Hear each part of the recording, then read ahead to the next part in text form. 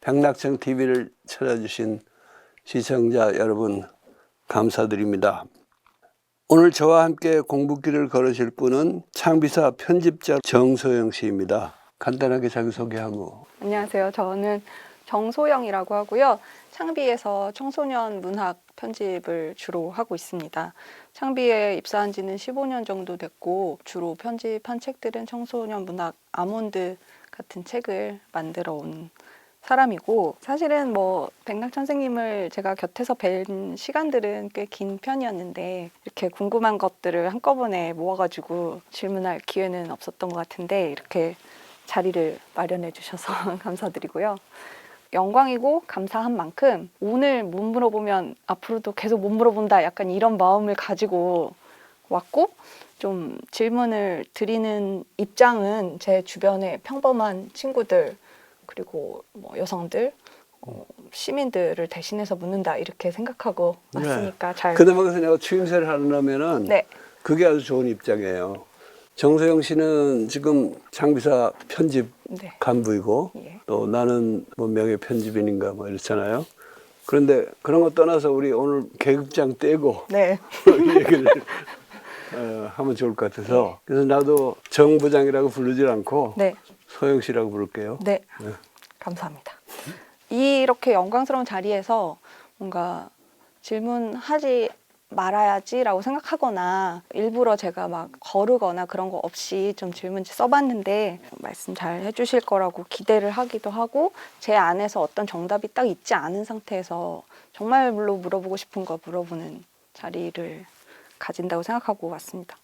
이 근대의 이중과제와 한반도식 나라 만들기, 이 책 가지고 지금 얘기를 나누고 있는 과정이니까 저도 이 책을 읽었는데 그동안에 선생님께서 발표하신 글들이 묶여 있는 편이어가지고 이 책들 발표하실 때도 읽었던 것들이 몇 개 있었고 이번에 새로 읽게 된 것도 있었고 그랬습니다. 저는 이렇게 한꺼번에 쭉 읽으니까 두 가지가 되게 신기하다 하면서 봤거든요. 첫째로는 이 안에는 사실 굉장히 예전 글도 좀 실려 있는 편인데 되게 일관되게 말씀을 해오셨다, 그런 차원에서 하나 그 부분이 가장 좀 신기했고, 그다음에는 이 시간이 되게 오래 지난 뒤에 읽어도 안에 담긴 내용 자체는 변함없이 좀 유효하다 이런 생각을 했고요. 유통기한이 굉장히 긴 책이다 이런 생각을 했습니다. 그래서 이 책 전체에 대해서 여쭤볼 수는 없고, 저는 이제 가장 인상 깊게 읽었던 거는 9장 큰 적공 큰 전환을 위하여, 여기에다가 제일 밑줄을 많이 치게 되더라고요. 이 부분에 대해서 설명을 많이 들어야 서론처럼 사용할 수 있겠다, 그런 선생님의 설명을 보태서 읽으면 더 좋겠다, 그런 차원에서 여쭤보려고 합니다. 큰 적공 큰 전환을 위하여는 2014년 세월호 이후에 쓰신 글이시잖아요. 원래는 2013 체제 만들기 라는 책 쓰고 나서 한동안 시국 관련된 발언은 안 하시다가 어떤 생각으로 쓰신 건지가 제일 궁금했어요. 2013년 체제 만들기라는 책이 2012년에 나왔잖아요. 그러고서 이제 한동안 발언을 안 하다가 했다는데 그게 그냥 그런 게 아니고 그 2012년 초에 2013년 체제 만들기라는 책이 나와가지고 한동안 잘 팔렸어요. 그러다가 국회의원 선거에서 졌잖아요. 그러고 나서 딱 끊어지더라고. 유통기한이 짧았네요, 그죠? 예, 그때 유통기한이 짧았고, 물론 이제 제일 고비는 대선인데 총선에 지면 대선도 진다. 처음에 그렇게 얘기했더랬어요. 그런데 이제 총선에 지고 나니까 그래도 총선은 졌지만 대선은 이겨볼까 하고 아등바등 했는데 안 됐잖아요. 그래서 내가 한동안 글을 안 쓴 겁니다. 이게 자숙하는 의미도 있고요. 그러다가 세월호 사건이 터지니까 사람들이 여기저기서 이제 가만히 있지 말자 그랬잖아요. 그래서 나도 가만히 있으면 안 되겠다 해서 한번 내 입장을 새로 점검을 하고, 그래서 지금 제9장에 해당하는 긴 글을 쓰게 됐는데, 그 길고 복잡한 장을 주목해 주셔서 난 참 고맙습니다. 네. 주목을 했다기보다도 궁금증이 많이 남는 부분도 있고, 제가 이제 여쭤보는 것이 다른 독자들한테도 좀 도움이 되지 않을까, 그런 생각으로 가져온 오늘 질문들이고요. 이 글에서 정치적인 진영 논리, 그다음에 뭐 남북관계, 뭐 통일 문제, 그리고 뭐 교육이라든지 양심 문제, 뭐 성차별 이슈까지 다양한 문제를 다 다루고 계셔가지고 이 글이 되게 재밌다. 여러 사람들한테 어떤 입장을 가진 사람들이든 이 글에 대해서는 접점이 생길 수 있다 이런 생각을 하고 왔습니다. 특이한 언급이 있어서 여쭤보기 시작하려고 하거든요. 결손국가라고 선생님께서 말씀을 하셨는데 제가 한번 좀 읽어보고 이 책 아직 못 보신 시청자분들 위해서 시작하겠습니다. 225페이지에 보면은 대한민국은 헌법 제3조의 영토조항이 지켜지지 않는 따라서 국제적으로 공인된 국경선에 중대한 공백이 있는 결손 상태를 겪고 있다. 이것을 가지고 이제 결손 국가다 이렇게 말씀을 하신 거고 또 1장의 39페이지에도 그렇게 나오는데 결손 가정이 반드시 불량 가정이 아니고 때로는 부모가 존재하는 구존하는 정상적인 가정보다 더욱 열심히 살고 많은 것을 성취할 수 있듯이 결손 국가들은 내부적으로 주민을 통제하고 초기 단계의 경제 성장에 동원하는 데에 효율적인 여건을 만들어내기도 했다 이렇게 쓰셨는데 이 부분을 어떻게 생각하신 건지 그리고 진짜 이게 되게 재밌어가지고요. 결선 국가하고 불량 국가가 똑같은 게 아니라는 거를 네. 내가 그렇게 설명했음에도 불구하고 많은 사람들이 그 결선이라는 말만 딱 네. 그 단어가 좀 그런 단어인 것 같아요. 그래가지고 뭐 대한민국을 폄하한다느니 대한민국의 정통성을 부정한다느니 반국가적인 발상이라니 뭐 온갖 소리가 다 나왔어요. 결선이라는 거는 앞서도 말했고 서영 씨가 읽은 그다음에도 얘기하듯이 국가가 갖춰야 할 여건이 영토와 국민과 주권이잖아요. 근데 사실은 따지고 보면 주권상에도 지금 결선이 없지 않습니다만은 명백한 팩트는 영토면은 국제적으로 공인됐으면서 자기가 지배하는 국경선이 있어야 되는데 대한민국 그게 없단 말이에요. 남북 간에 휴전선만 있고 우리는 휴전선 이남만 실효적으로 지배하고 있는데 헌법에는 안 그렇잖아요. 그러니까 그 결선이라는 거는 그건 팩트 문제예요. 뭐 이거 좋다 나쁘다 하는 문제. 좋은 건 아니지 물론 좋은 건 아니지만 그건 팩트의 차원이니까 그건 뭐 의문의 여지가 없는데 결선으로 인해서 이 국가가 얼마나 불량해졌는가. 결선이 없는 국가도 불량 국가 많잖아요. 다른 나라를 불량 국가라고 툭 하면 손가락질 하는 그 강대국부터 시작해가지고 불량 국가하고 결선 국가를 좀 구별해 가면서 따지고 결선 국가임으로 해서 사실은 더 유리해진 일시적이지만 유리해진 면도 있다는 거를 좀 선생이 따질 필요가 있고요. 그리고 이 결선도 근본적인 결선 상태가 해소되지 않은 상태에도 그 결선의 정도가 고정불변은 아니잖아요.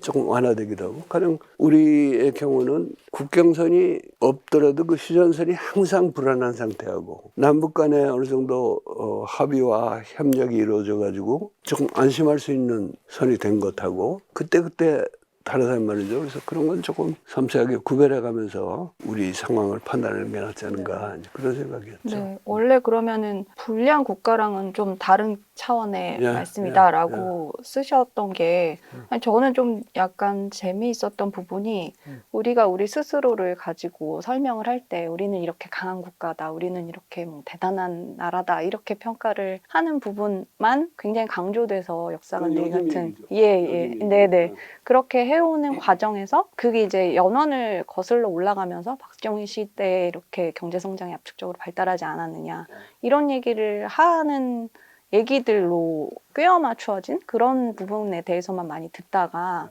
결손 국가 같은 것은 이제 영토 국민 주권에서 영토 부분이 좀 결손이 상태가 발생한 부분이 있다 이렇게 얘기하시고 거기에서도 분명히 점프해서 뭐 더 대단한 것을 발휘할 수 있는 그런 부분이 있다 이렇게 말씀하신 것 같아가지고 결선 국가가 갖고 있는 어떤 이점을 적극적으로 활용해 가지고 경제 성장도 하고 일정한 업적을 이룬 게 박정희죠. 박정희 대통령인데 사실은 그게 박정희 씨가 물론 박정희 씨가 기반을 깔아준 면은 있지만은 박정희 대통령과 싸워서 민주화를 진전시킨 국민들의 노력도 있고 그 시대하고 달라서 남북 화해가 진전되면서 결선 상태가 완화된 덕분도 있고요. 그래서 이제 오늘날 우리가 경제적으로도 훨씬 더 발전해서 무슨 경제강국 10위 내에 들었다느니 그리고 특히 지금 문화면에서는 한국의 소위 연성 권력이랄까 소프트 파워, 국제적인 명성 이런 게 대단하잖아요. 네. 그리고 그거는 엄연한 우리의 업적이니까 거기에 대해서 자랑하는 건 당연합니다.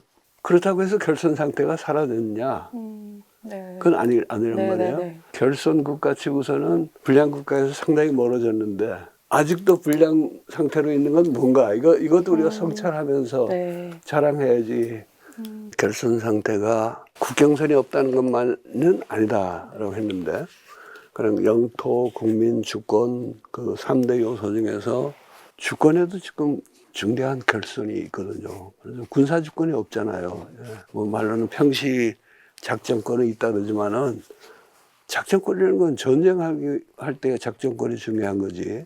평시 작전권이라는 건 사실은 인사권, 행정권이지 제대로 된 작전권이 아니에요. 우선 군사주권에도 결선이 있는 나라고. 그러다 보니까 이게 그냥 군사주권이 없어서 우리가 뭐 대외적으로 약간 창피하다 하는 게 아니고 군사주권이 없다 보니까 남북관계를 더 풀어가려고 해도 미국이 마음대로 제동을 걸 수가 있고 무기에 사달라 그러면은 거의 고분고분하게 사줘야 되고 복지 지출에도 한계가 엄연해지고 예. 그래가지고 전투기 하나 들여오는데 뭐 몇십억 몇백억 불 또 심지어 몇천억 불씩 쓰면서 재난 지원금 조금 주자 그래도 곳간이 비어가고 있다 뭐 이런 소리가 나오잖아요. 그러니까 그런 면도 있고 문화 면에서는 나는 지금 K-팝, K-드라마, 웹툰도 K-웹툰 심지어는 문학도 K-리트죠. 뿐만 아니라 아직 외국에서 인정을 안 해서 그렇지 사상적인 면에서도 우리가 좀 중요한 개척을 하고 있다고 봐요.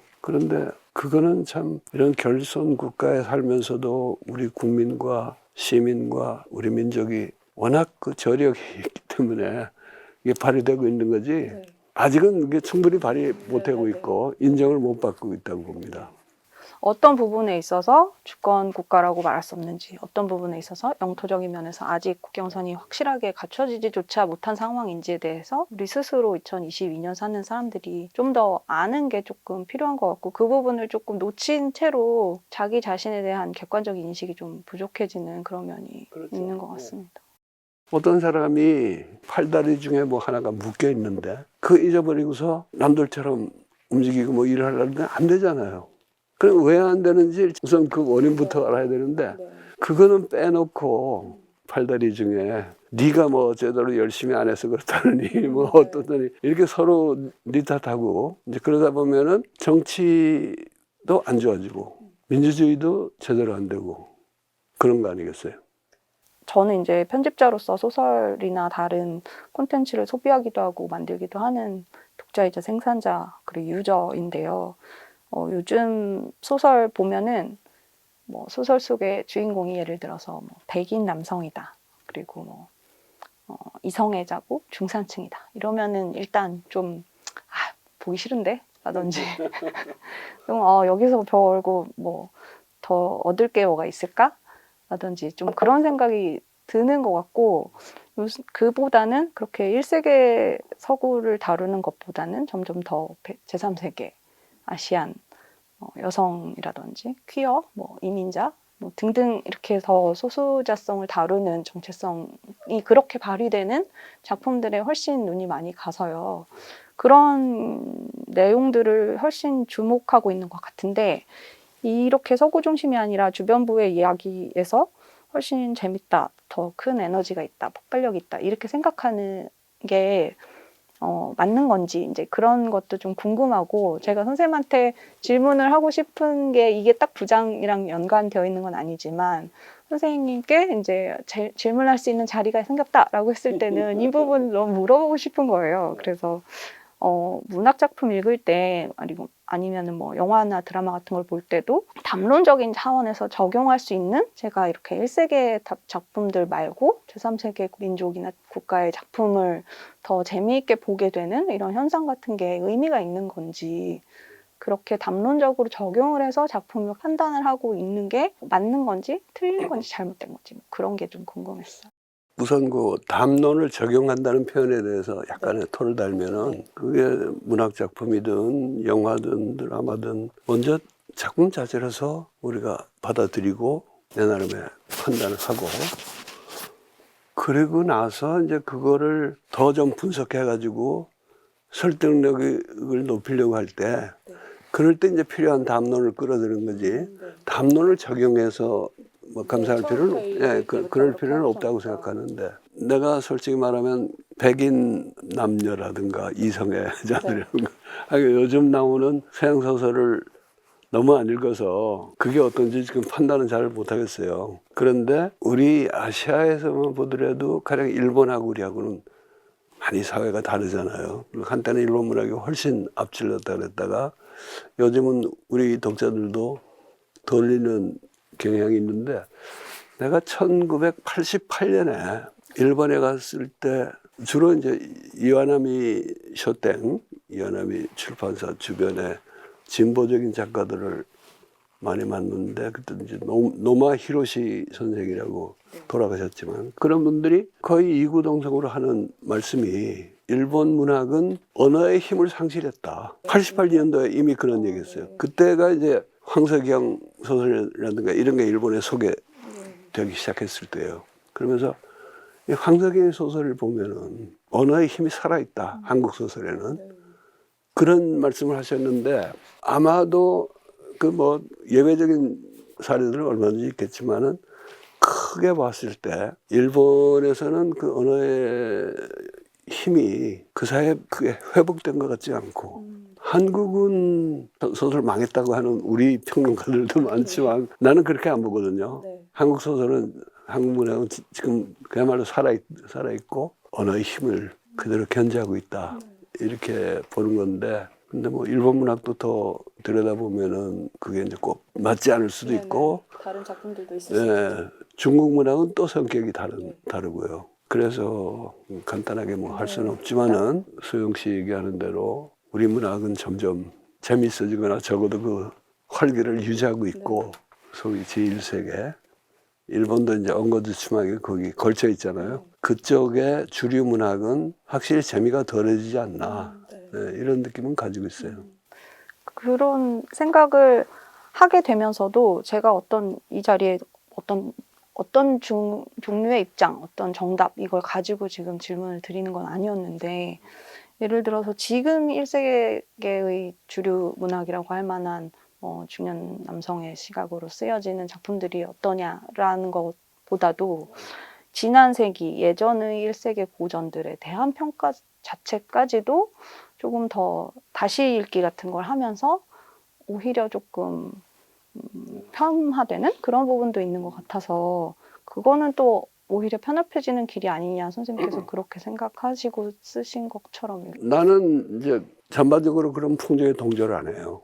서양 사람들조차 자기네 고전들, 명작들, 여기에 대해서 이제는 뭐 그 날 갖다 읽을 필요 없다, 그 말하는 거는 자기들의 이제 선대에서 열심히 만들어 놓은 유산을 차버리는 거라고 보고, 거기에 동조해 가지고 우리도 서양의 백인 문학이다, 주류 문학이다 해가지고 도매금으로 넘기는 거는 현대 서양 지식인들의 한테 노란하는 꼴이라고 봅니다. 근데 왜 현대 지식인들의 다수가 그런 놀이를 하느냐? 나는 이제 그 전에 서양 문학 얘기하면서 EJ라는 표현을 썼잖아요. 오랑캐를 써서 오랑캐를 제어한다.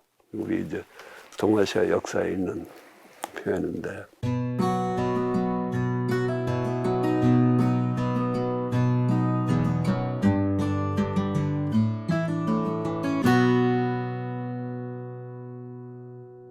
상해 고전이 무슨 제국주의 문학이다, 뭐 식민주의 문학이다, 이렇게 나쁘게만 간단히 얘기하지 말고, 그 작품들을, 진짜 위대한 작품들을 들여다 보면은 현재 서양 사람들이 하고 있는 그게 대해서 굉장히 혹독한 비판이 들어있어요.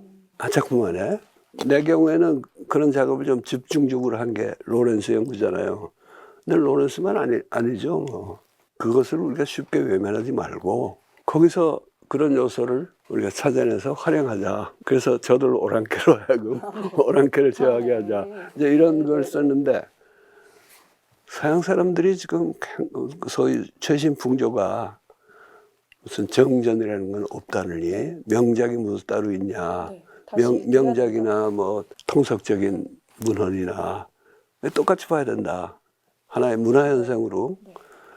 근데 똑같이 보고 문화현상으로 분석해서 얻는 바도 있어요. 그러나 동시에 나는 그게 옛날의 고전들을 제대로 읽으면은 자기들의 지금 삶에 대한 타격이 되니까, 불편하니까. 이거를 외면하는 길이고, 더더군다나 그들이 두려워하는 거는 자기들이 개돼지 취급했던 민중들이 지금 점점 깨어나고 경제도 발전되면서 서양 문학도 읽고 잘 이해해서 옛날에는 그냥 뭐 셰익스피어가 위대하다 그러니까 기죽어서 식민 통치에 따라왔는데 지금은 직접 셰익스피어도 읽고 괴테도 읽고 로렌스도 읽고서 야 셰익스피어나 괴테나 로렌스 읽어보니까 너희들 그렇게 살아서는 안 된다 그러더라 이렇게 나오는데 그걸 이제 못하게 예방하는 거죠. 뭐 정전이란 건 원래 원래 없는 거다. 뭐 셰익스피어나 오늘날 무슨 저 신문 소설이나 무슨 똑같은 거지. 그거를 뭐 어떤 거는 고전이라고 막 그러고 어떤 건 아니라고 하는 거 그 자체가 낡은 사고방식이라 그러는데 나는 그게 새로운 독법을 빙자해 가지고 지들이 생산한 유산이 오늘날 자기들의 행태를 비판하는 것을 방지하고 그런 비판에 제3세계 민중이 영향받는 것을 못하게 하는 그래서 내가 아까 노란한다는 표현을 쓴 거예요. 근데 한국에서 배웠다는 사람들이 문학연구자 포함해서 내가 보기에는 참 노란하는 사람들이 너무 많은 것 같아요. 연구자들, 문학 연구자들 뿐만 아니라 문화 연구 같은 경우에도 정전이 문화 연구라는 게 그게 20세기에 이제 어떻게 보면 새로 생긴 학문인데 학문으로서는 그건 그대로 의미가 있어요. 중요한 연구지만은 문학 연구하는 사람들이 이제는 문학 연구는 문화 연구로 대체돼야 된다.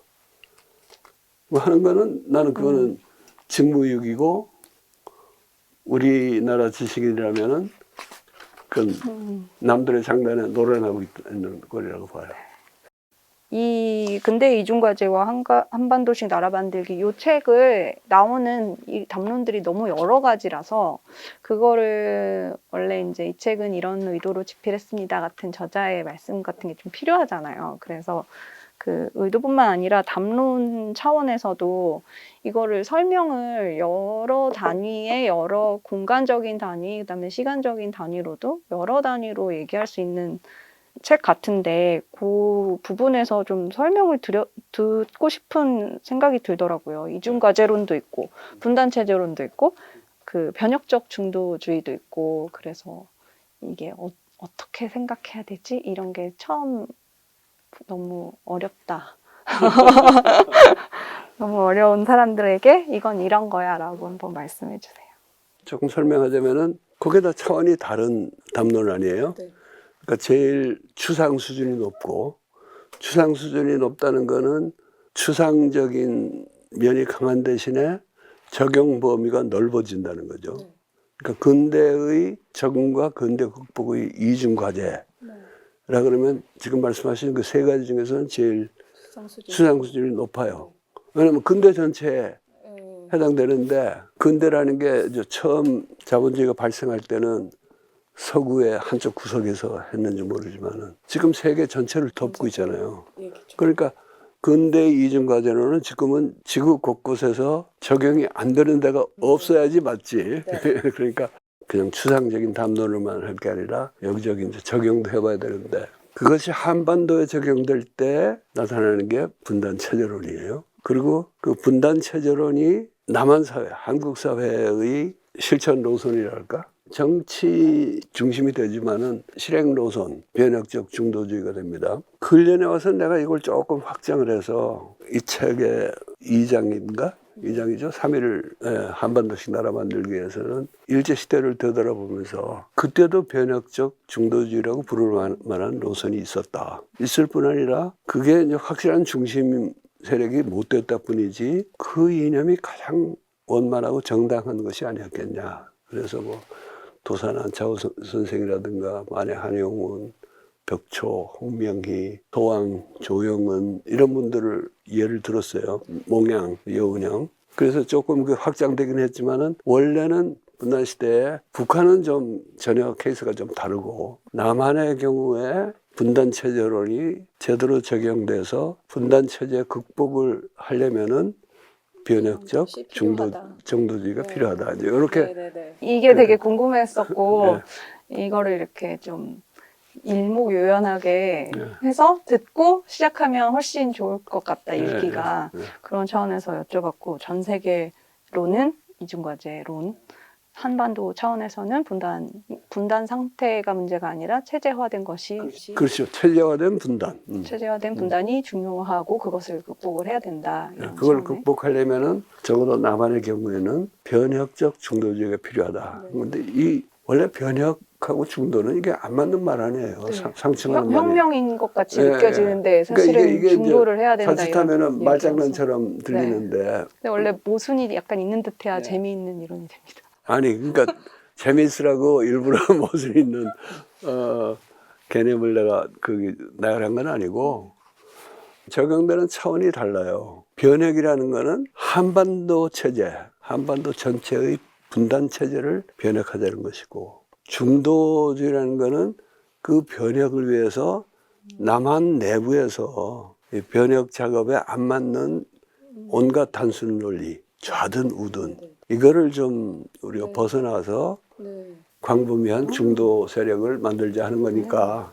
되게 이해가 잘 되네요. 이제 그 사실은 변혁적 중도주의 관련해서는 선생님께서 그 객관식 정답 맞히기처럼 속어법으로 얘기를 해주신 게 사실 되게 많이 도움이 되거든요. 이 챕터를 보면은 변혁적 중도주의가 그래서 뭔가 하는 생각을 할 때도 이거는 아니지. 거기에 오케이. 그리고 이 부분은 아니지 했을 때 여기에 내가 속하는 것 같은데 라고 생각되는 부분도 있거든요. 마치 북한 체제가 없는 듯이 생각하는 뭐 마치 남한 사회가 이제 독립된 국가인 것처럼 생각하는 사람들 이런 경우가 소거되어야 된다라고 하셨을 때 아까 그 질문 1번 질문 같은 거랑 좀 연결이 되기도 하는데 저는 그런 입장이 나 아닌가라고 생각하면서 보고 있었고 그거는 좀 우리 자신을 제대로 평가하는 게 아니다. 나 자신이 가지고 있는 손발이 묶여있는 그런 상황 같은 것을 제대로 인식하지 못하는 부분이 있다.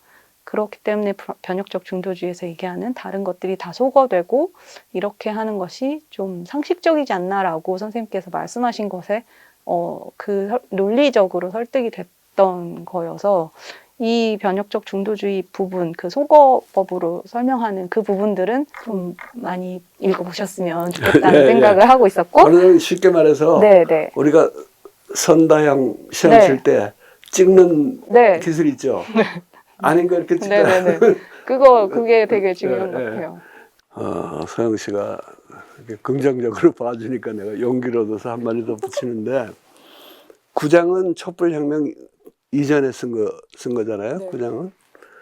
근데 이제 촛불을 거치고 나서도 내가 변혁적 중도주의를 계속 하면서 그때 촛불 광장에 모인 시민들 데리고 그런 식의 소거법으로 하지는 않았지만 자연스럽게 그들이 소거를 많이 했어요. 집회에 나온 사람 중에서 낡은 그런 과격한 논리, 단순 논리를 가지고 연설하는 사람들은 환영을 못 받았습니다.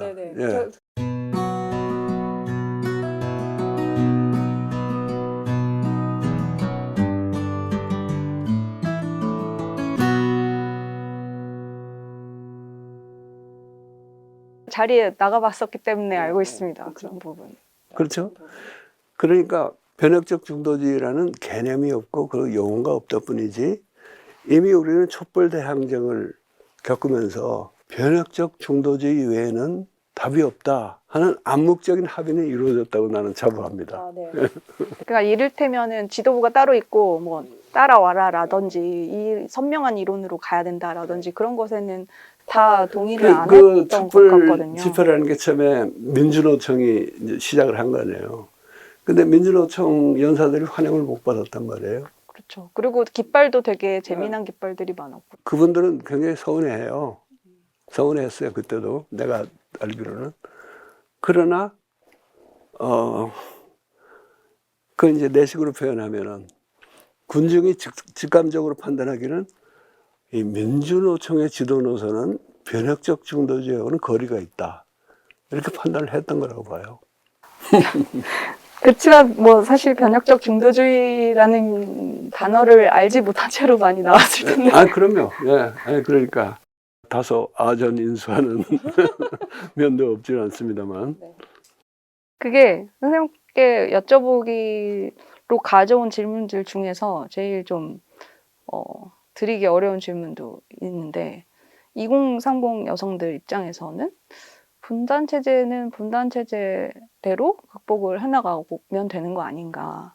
그리고 뿌리 깊은 성차별 문제는 그 나름대로 담론적인 그리고 현실적인 과제들이 다 산적해 있기 때문에 그 차원에서 풀어나가야 되는 거 아닌가? 이렇게 생각할 것 같아서. 분단은 알지만은 그것이 체제화된 분단이라는 걸 몰라서 하는 말 같아요. 네. 분단이 체제화 있다는 거는 성평등 문제니 뭐 노동 경시니 생명 경시 이런 온갖 우리 사회 내 문제 속에 분단 현실이 녹아 들어가 있다는 거거든요. 그 요소를 빼고 분단이 안 된 나라의 소위 선진국의 모범을 가지고 맞춰보면 이게 도무지 안 맞고, 그러면 결국은 우리 국민들 보고 왜 너희는 이렇게 못났냐 하고 질타나 했지. 지식인이라는 사람들이 해법을 못 내는 거예요. 성평등 문제도 사실은 우리나라의 성평등 지수 같은 것하고 경제발전 상태, 문화 능력 이런 거하고 이렇게 비교해보면 이게 안 맞아요. 이 정도의 교육 수준과 문화 능력 또 민주주의가 다른 방면에서 민주주의가 실행된 나라에서 이렇게 남녀의 성차별 지수가 높고 그런 건 이게 뭔가 이게 안 어울리는 거예요. 그 왜 안 어울릴까 좀 생각을 하고 그걸 올바로 진단해야지 해법이 나오지 않겠어요. 근데 그중에 큰 것 중에 하나가 남북 분단이거든요. 그리고 체제화된 분단, 그러니까 분단 체제란 말이에요. 그러니까 이렇게 민주주의가 발달되고 문화 전통이 있고, 더군다나 우리 한국은 유교 사회가 가부장제다 뭐다 하지만은 군국주의하고는 전혀 관계없는 거리가 먼 사회였잖아요. 문민 사회였어요. 그런 사회에 이렇게 군사문화가 창궐 하고 군사문화에서 파생하는 여성차별, 또 그 차별이 자기 마음대로 안 될 때 여성 혐오까지 나가는 이런 현상을 분단하고 같이 봐야 되고, 북도 나는 마찬가지라고 봅니다. 그 내용은 잘 모르지만은 거기 원래 사회주의 국가라는 게 일반 자본주의 사회에 비하면 평균적으로 여성의 사회 진출이나 훨씬 더 높았잖아요. 중국도 그렇고 북한도 그랬어요. 근데 지금 보면은 안 그런 것 같거든요. 근데 내 말은 잘 모르지만은 그것은 분단 체제가 오래 가면서 북한 사람들이 좀 싫어하겠지만은 사회주의보다는 왕조 사회에 더 가까워진 거예요. 예. 그러니까 저쪽은 저쪽대로 성평등이 후퇴하고 우리는 우리대로 성평등이 완전 후퇴했다고 할 수는 없지만은 진전이 더디고 또 어떤 때는 그것이 악성화되고, 이게 양상은 다르지만은 그게 보면 체제화된 분단 때문이다. 여기까지 우리가 생각을 해야지 해법이 나올 것 같거든요. 뭐 여성주의적으로 볼 때도 이 나라가 병영 국가다 이제 그렇게 얘기하는 그런 거랑도 좀 연관이 되어 있는 말씀 같고요. 근데 거기에서 끝나지 대체로는 그 분단이라는 체제를 극복을 해야만 이런 것들이 해결된다까지는 가지 않기 때문에 그게 좀 궁금해서 여쭤봤고, 그러면은 근데 이제 분단 체제 극복이 더 제일 담론적으로 중요하기 때문에 이게 더 중요하고 성평등 같은 거는 조금 더디더라도 참아라라는 그런 식으로 들리면 어떡할지 뭐가 먼저고 뭐가 그런 생각이 들어요. 뒤다 이렇게 나누는 발상이 네. 분단만 알지 분단 체제를 모르는 것이라고 내가 주장을 했으니까. 네. 그렇게 보시면 안 되지. 아, 네. 예. 성평등 문제가 해결이 안 되는 것도 분단 체제의 탓이기도 하지만은 그것 때문에 분단 체제 극복이 더 힘들어지는 거고. 네. 다른 모든 문제도 그렇다고 그렇게 보셔야죠.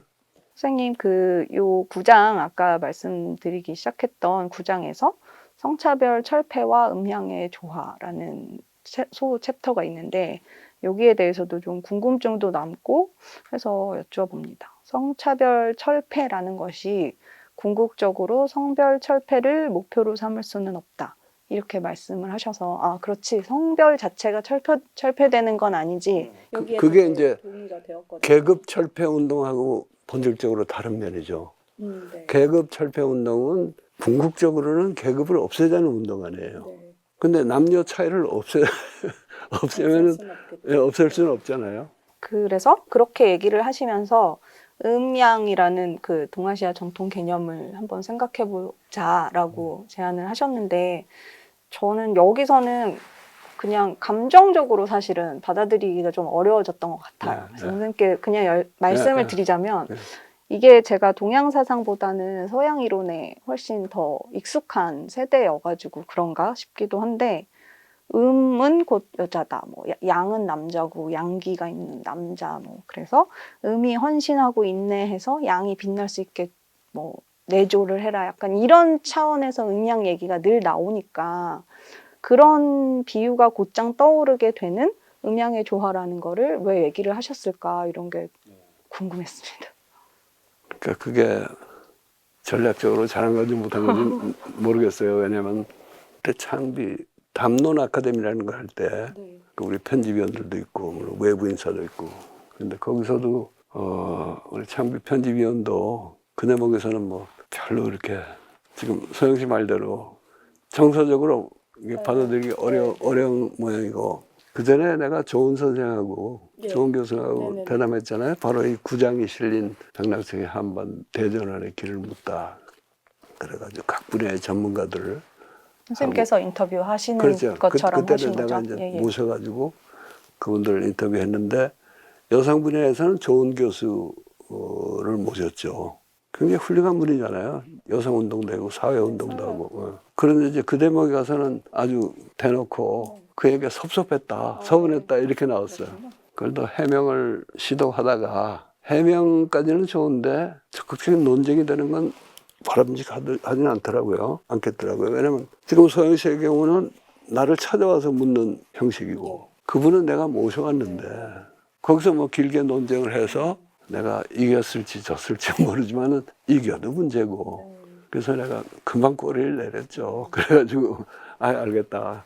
나는 당장의 성차별 운동을 하지 말자는 얘기 아니다. 난 적극 찬성한다. 단기적인 과제들은 물론이고 중기적으로도 그게 절대 필요하다고 생각한다. 다만 그걸 궁극적인 목표로 설정하는 데에서는 그게 최선일까 하는 그냥 의문을 가지고 있다 하는 정도로 거기서 끝냈는데 근데 그 서영 씨는 지금 음향 얘기를 꺼냈다가 내가 너무 오해를 많이 받을까 봐 나를 위해서 걱정해 주시는 거예요.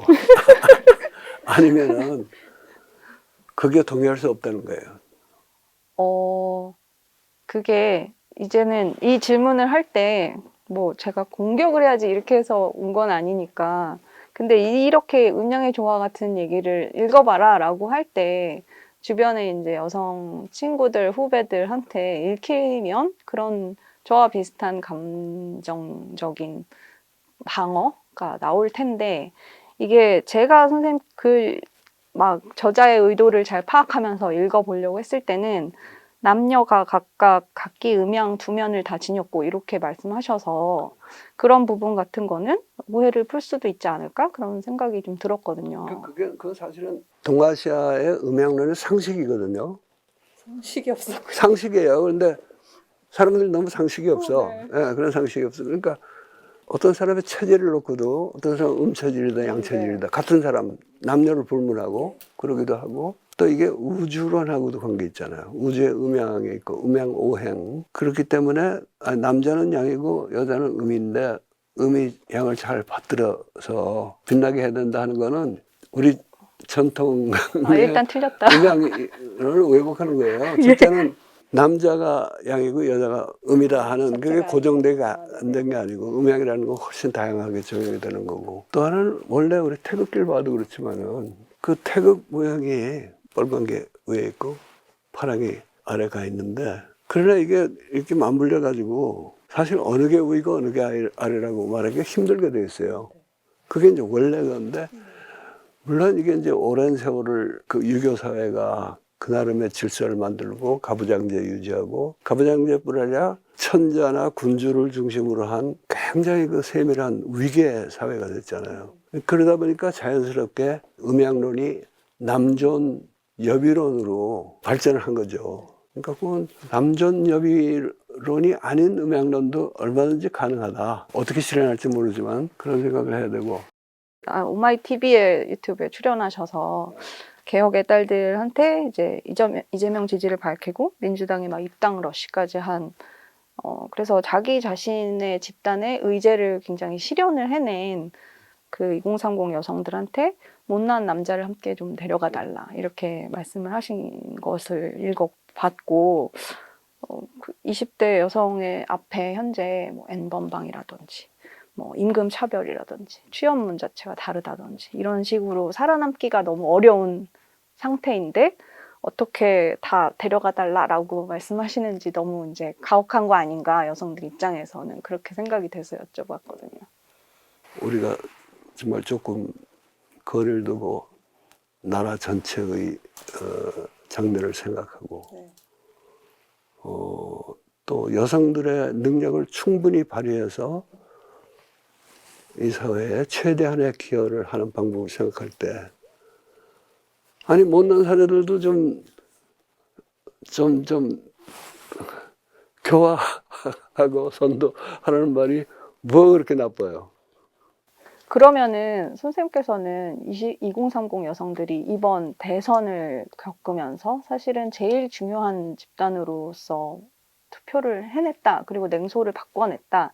여기에는 굉장히 공감하신 것 같았었고 그 발언. 그래서 내가 그 개딸 현상을 계기로 그 얘기를 했잖아요. 그러니까 개딸들이 내가 보기에 이제 전하고 달라진 게 전에 페미니즘 운동하고 달라진 게 우선 뭐 사람마다 각각이겠지만은 그 운동 방식이 살벌하지가 않아. 첫째, 우리 촛불의 놀이 정신이 부활되는 느낌을 받아요. 시위할 때도 무슨 이렇게 가면 쓰고 나와가지고 놀고 춤추고 그것도 참 새롭다 하는 느낌을 받았고 이 사람들은 누구를 당선시키려고 들어갔잖아요. 근데 그전에는 소신 투표란 말 듣듯이 아까 지지하는 후보가 떨어져도 좋고 붙어도 좋고 상관 안 하고 나의 소신을 표명하겠다 그러고 투표했잖아요. 근데 이 개딸들은 특정 후보를 당선시키려고 들어갔어요. 근데 어떤 사람을 당선시키려고 그러면은 자기들만 가지고 안 되잖아요. 그러니까 들어갔잖아.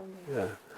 그러면은 자기하고 프레임이 다른 사람들하고의 협업을 안 할 수가 없게 되거든. 그러니까 이것은 정당의 입장에서도 이거 굉장히 새로운 현상이지만은 여성 운동에서도 조금 새로운 면모를 보여줬다. 그래서 앞으로 어떻게 될지는 모르겠어요. 그러나 충분히 주목할 만하다고 봤고 교양에 그 정도 했으면은 우리 못난 사람도 좀 봐주라. 더 잘해라. 호소를 했던 거죠. 네. 호소라고 알겠습니다. 요새는 혐오 표현이 너무 많아가지고 그런 게 좀 이건 너무 혐오가 많은데 그런 생각을 여성으로서도 하지만 꼭 진보 아니면 그냥 평범한 시민으로서도 많이 하게 되는데 예전에 이제 뭐 빨갱이다 간첩이다 이런 식의 혐오 표현이 있었다면은 요새는 뭐 종북처럼 종북 같은 단어가 중간에 좀 있다가 요새는 뭐 민주화해야 된다 이런 것도 이제 욕설처럼 쓰이고 뭐 참교육해야 된다 이런 얘기도 쓰이고 하는 거를 보면서 이런 혐오 표현의 역사가 오히려 그 남북 분단 자체가 문제가 아니라 체제화된 분단이 문제다라는 것이 이런 표현에서도 좀 드러나는 거 아닌가 이런 생각이 들었거든요. 민주주의가 진전됐으면 이런 부분에 대한 혐오 표현은 생겨나지 않아야 되는데 민주화까지도 막 얘기가 되니까 이런 단어들 속에서 뭐 어떻게 그 상대와 대화를 하면서 지내야 되는지까지도 되게 좀 고민스럽고 그렇더라고요. 사실은 지금 저는 개혁의 딸들 당사자는 아니었는데 그 2030 여성들이 이제 개딸이라는 정체성을 표명을 하면서 여러 냉소적으로 팔짱 끼고 있지 않고 쇼핑하듯이 평론하듯이 정치를 하지 않고 어떤 선명한 지지를 밝히고 많은 것을 이뤄냈다고 생각을 하는데 지금 상황에서는 민주당 행보에 실망을 했다든지 뭐 어떻게 해야 될지 더 이상 모르겠다 이렇게 생각하는 사람들도 많을 것 같아요. 그래서 2030 여성들 입장에서는 뭐 이준석 같은 사람도 상대해야 되고 뭐 해야 될 일이 너무 많지 않습니까? 그래서 어떤 걸 바라보고 길게 보고 가야 되는지 그런 적폐 세력과의 싸움은 사실 굉장히 길기 때문에 어떤 말씀 해주고 싶으신지가 사실 궁극적으로 궁금합니다. 대표적인 혐오 세력들이 민주주의를 얘기하고 상식 얘기하고 그러는 거는 우리 염장 지르는 짓이지 뭐 그게 혐오 표현이라고 그거 자체를 혐오 표현이라고 보기는 어렵잖아요. 그래서 그런 것하고 또 옛날에 사람들 빨갱이 부르고 뭐 친북이라고 할 때 그거는 그냥 혐오의 표현이 아니고 사람 잡는 얘기였죠. 옛날에는 빨갱이라고 지목하면은 그냥 내버려 두지 않았거든요. 전쟁 때라든가 전쟁 직후에는 들어가서 죽였고 그래서 과거에 그런 판례도 있습니다. 누가 공산주의자 아닌 사람을 공산주의라 그러면은 자동적으로 명예훼손이 돼요. 그냥 명예훼손 정도가 아니라 신변에 대한 중대한 위협이 되니까. 요즘의 혐오 표현은 그거하고는 좀 다르죠. 혐오를 하다가 어떤 친구는 이제 제가 나서서 사람 죽이기도 하지만은 여성과 관련해서 말하면은 나는 여성 차별과 여성 혐오가 똑같은 건 아니라고 봅니다. 원래는 그 여성 차별이 사회의 이데올로기였잖아요. 남존 여비. 그런데 근대에 오면서 뭐 민주주의 평등하면서 말로는 평등하다 그래놓고 평등 실현을 안 했잖아요. 그런데 여성들도 싸우고 실은 남성들도 일부가 싸워가지고 평등 사회가 되니까 이 차별의 맛을 들였던 친구들이 그때부터는 여성을 적극적으로 혐오하기 시작하는 거죠. 그래서 여성 혐오는 여성 차별에서 또 한 단계 진전한 현상이고 그 현상이 이처럼 만연된 것이 요즘 사회의 독특한 상황이다. 이렇게 말하고 싶고 개딸들이 개혁의 딸들이 민주당에 대거 입당했다가 지금 실망한 사람들도 물론 많이 있겠지만은 그들이 입당한 목표를 다 달성한 건 아니잖아요, 지금. 그 시작에 불과하죠. 네. 그런데 내가 이제 높이 평가하는 대목은 실망했다, 민주당 싫다. 그리고 밖에서 욕만 하고 있지 않고 들어가서 민주당을 장악하고 바꿔보려고 하는 거니까. 이게 이제 도저히 가망이 없다 그러면 다시 나와가지고 욕하겠지만은 아직 그건 더 지켜봐야 할 문제고. 그리고 이제 이 문제를 어떻게 해결할 것인가 할 때 우선 이제 그걸 해나가면서 봐야 할 텐데 2016년, 17년에 촛불 대항전 같은 걸 다시 일으킨다는 생각은 나는 그건 좀 비현실적이라고 생각해요. 앞으로 어떤 사태가 일어날지 모르겠고 촛불 항쟁이 다시 불붙을 수 있지만은 그때 나는 그걸 이제 촛불 대항쟁이라고 부르잖아요. 2016년, 17년 같은 대항쟁은 이건 자주 오는 일은 아니죠. 전무후무한 거고 그 리바이벌을 기대해서는 안 된다고 봐요. 그래서 중요한 거는 지금은 그렇게 막연히 광장에 나가서 이게 나라냐 하고 부르짖는 게 아니고 각자 처한 상황에서 눈에 띄는 틈새들이 있잖아요. 그러니까 개딸들은 야, 이 민주당에 들어가서 바꿀 수 있겠다 하는 희망을 가지고 들어갔잖아요. 이제 그런 틈새도 있고 저런 틈새들인데 그거를 적극 활용하는 그런 자세이고 이게 나라냐 하는 물음은 나는 우리가 마음속으로는 계속 외쳐야 된다고 봐요. 외쳐지고 있습니다. 속으로도. 그렇죠? 이게 나라냐 하고 외치면서 동시에 의미하는 나라는 나는 어떤 나라를 가지고서 나라다운 나라라고 보고 있느냐 하는 것도 계속 물어야 되고 그다음에 나라다운 나라를 요구하는 나는 누구냐 종교적인 문제같이 되지만은 나는 누구냐 나는 누구이기에 나라다운 나라를 부르짖고 있느냐 거기까지 가야지 정말 나라다운 나라가 되지 않을까 그런 생각을 합니다. 사실 2016, 2017 같은 촛불이 자주 오는 일은 아니다는 것에 저도 동감이 됐고 그때 당시에 촛불을 들고 거리로 나갔던 기억이 저도 있기는 한데 그때도 세월호 사건 같은 게 있었기 때문에 이런 식의 탄핵까지도 이뤄내는 그런 게 가능했다는 생각도 들고요. 이런 게 이제 정말 한국 사회의 역사가 이어지나 보다 하고 생각했던 거는 1980년 광주 어머니들이 플래카드를 내걸어서 세월호 유가족들한테 당신 원통함을 내가 아오, 뭐 쓰러지지 마시오 이렇게 이제 플래카드도 붙여주고 한 그런 역사들이 좀 이어져 오는 것들 속에서 특별한 상황에서 가능한 어떤 사건이었다. 그것에 저도 동의가 많이 되고요. 아니 실제로는 그냥 개인의 삶 입장에서도 사실 먹고 살고 어떤 자기의 직업적인 것에 열심히 일도 하고 해야 되는데 맨날 이제 거리로 나가서 촛불 활동하면 힘들고 그런 생각도 들어서 그보다는 훨씬 지금 개혁의 딸들 같은 친구들이 인파이팅을 많이 해주고 있으니까 그런 차원에서 어떤 분야에서 만약에 불평등을 좀 해소하는 차원이 무엇이 있을지 그런 것들을 좀 고민하는 시간을 좀 보내게 될 것 같고요. 그렇게 아마도 다들 하고 있지 않을까 그런 걸 고민하고 있지 않을까 그런 생각이 들었습니다. 그렇게 고민하시면 희망이 있죠. 네, 오늘 질문은 여기까지. 백낙장 TV를 시청해 주신 여러분 감사드리고요. 앞으로도 의미 있는 대화를 계속 마련해서 진행하고자 하니까 많이들 시청해 주시고 밀어주시길 바랍니다. 감사합니다.